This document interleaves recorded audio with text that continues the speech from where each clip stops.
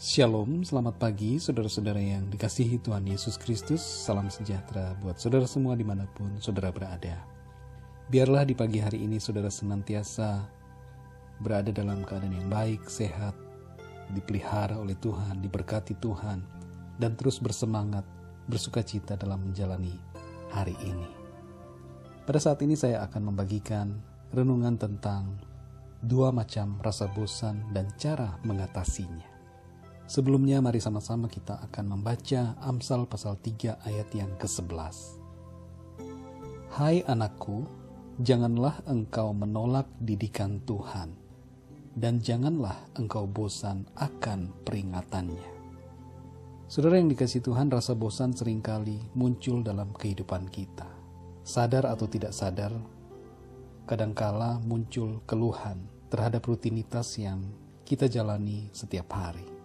Dan kemudian kita merasa ingin lari dari rutinitas tersebut. Saudara-saudara yang dikasihi Tuhan, perlu kita sadari bahwa ada dua macam rasa bosan. Yang pertama adalah bosan yang positif atau bosan yang dari Tuhan. Rasa bosan ini muncul karena jenuh atau jemu dengan segala perbuatan atau situasi buruk atau kehidupan yang berdosa yang terjadi, yang kita alami, yang kita lakukan, serta potensi ke depan yang tetap buruk. Bahkan kalau kita hidup dalam dosa akan berakibat kebinasaan yang kekal.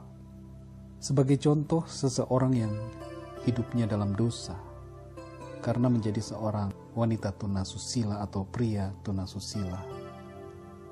Dua-duanya bisa terjadi pada wanita atau pria. Lalu kemudian ia merasa bosan dan berkata, "Aku sudah bosan dengan kehidupanku yang buruk." Maka kebosanan itu sesungguhnya datang dari hati nurani atau disebabkan oleh panggilan Tuhan yang terus-menerus kepadanya untuk bertobat. Apabila ini yang terjadi pada saudara, rasa bosan yang semacam ini, maka saudara harus mengambil tindakan untuk meninggalkan kehidupan yang berdosa itu. Tipe rasa bosan semacam ini bisa juga muncul apabila seseorang berada dalam suatu keadaan yang bukan merupakan panggilan hidupnya. Misalnya seseorang yang bekerja di kantor sebagai karyawan, tapi sebenarnya ia punya panggilan hidup yang lain, yaitu untuk menjadi seorang pengusaha, atau untuk menjadi pelayan Tuhan sepenuh waktu.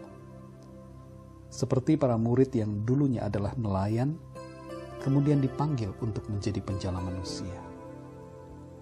Murid-murid Tuhan Yesus punya panggilan yang berbeda, bukan menjadi nelayan, tapi menjadi penjala manusia.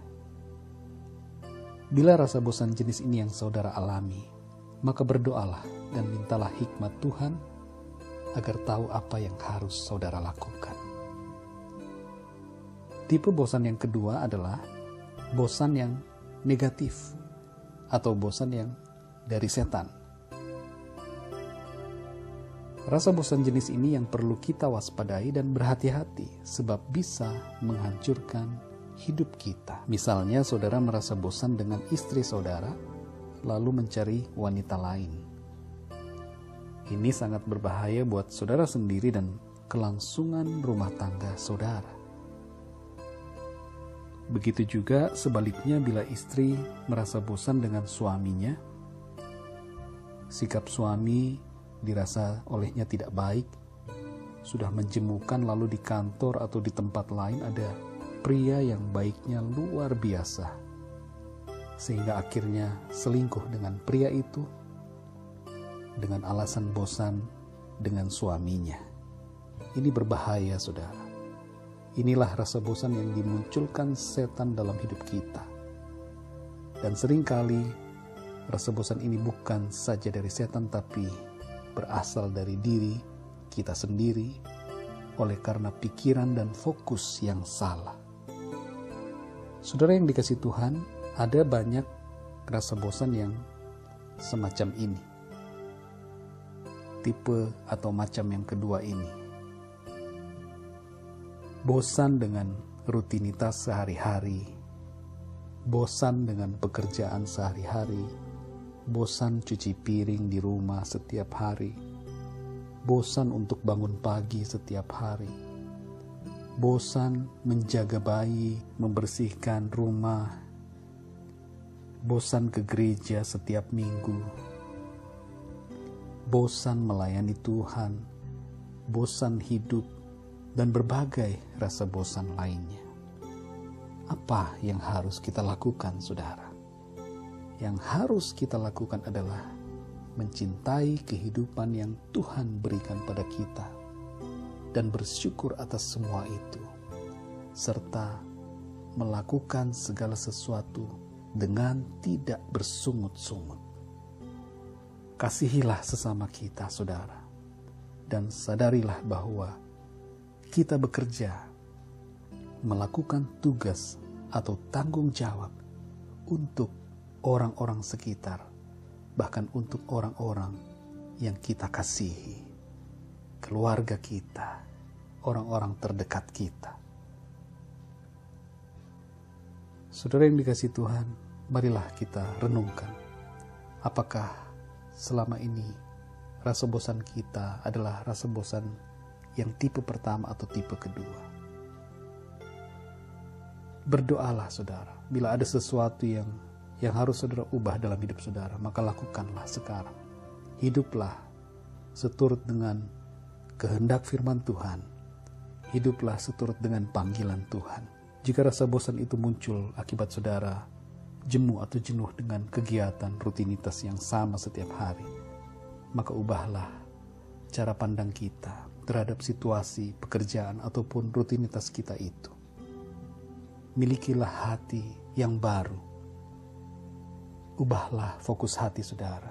Mulai hari ini, jadilah pribadi yang selalu tersenyum dan sukacita dalam menghadapi setiap rutinitas saudara setiap hari. Saudara yang dikasihi Tuhan, ambillah waktu untuk merefresh pikiran saudara, menyegarkan pikiran saudara bersama Tuhan. Berdiam dirilah dan tenang di dalam hadirat-Nya. Rasa bosan tidak akan selesai dengan jalan-jalan atau liburan keluar kota, keluar negeri. Ketika kita selesai jalan-jalan dan liburan, maka rasa bosan itu akan muncul lagi oleh sebab kita belum mengubah cara pandang dan fokus hati kita. Milikilah fokus hati yang benar. Bersyukurlah selalu untuk kehidupan saudara. Bersyukurlah untuk pekerjaan saudara. Bersyukurlah untuk setiap rutinitas yang saudara jalani setiap hari. Damai sejahtera dari Tuhan Yesus Kristus senantiasa melimpah dalam kehidupan saudara. Yohanes 14 ayat 27, Tuhan Yesus berkata bahwa damai sejahtera kutinggalkan bagimu. Damai sejahtera kuberikan kepadamu. Dan apa yang kuberikan tidak seperti yang diberikan oleh dunia kepadamu. Janganlah gelisah dan gentar hatimu. Saudara yang dikasihi Tuhan, luar biasa Tuhan Yesus memberikan kepada kita damai sejahtera-Nya. Dan oleh damai sejahtera itu, hati kita selalu dipenuhi dengan ketenangan, sukacita oleh karena Roh Kudus di dalam kita. Mari sama-sama kita berdoa. Terima kasih Tuhan untuk segala kemurahan-Mu dalam hidup kami. Kami menyadari bahwa Engkau begitu baik. Setiap tanggung jawab, tugas, rutinitas yang kami kerjakan setiap hari, itu merupakan bagian hidup yang harus kami jalani, dan kami bersyukur atas semuanya. Kalau ada sesuatu Tuhan yang harus kami rubah dalam hidup kami, maka biarlah Tuhan memberikan kami hikmat untuk kami mengambil tindakan, langkah sesuai dengan apa yang menjadi panggilan Tuhan dalam hidup kami. Terima kasih Tuhan, berkati setiap pendengar renungan ini. Apabila ada yang hidup dalam dosa, biarlah Engkau menolong mereka untuk keluar dari setiap dosa, meninggalkan dosa, dan hidup benar seturut dengan kehendak firman-Mu. Terima kasih Bapa, pimpin kami sepanjang hari ini dengan kuat kuasa-Mu ya Roh Kudus. Di dalam nama Tuhan Yesus Kristus kami berdoa dan mengucap syukur. Haleluya. Amin. Puji Tuhan saudara, Tuhan Yesus memberkati saudara semua. Selamat menjalani aktivitas sepanjang hari ini. dan sampai berjumpa dalam renungan pagi berikutnya. Haleluya.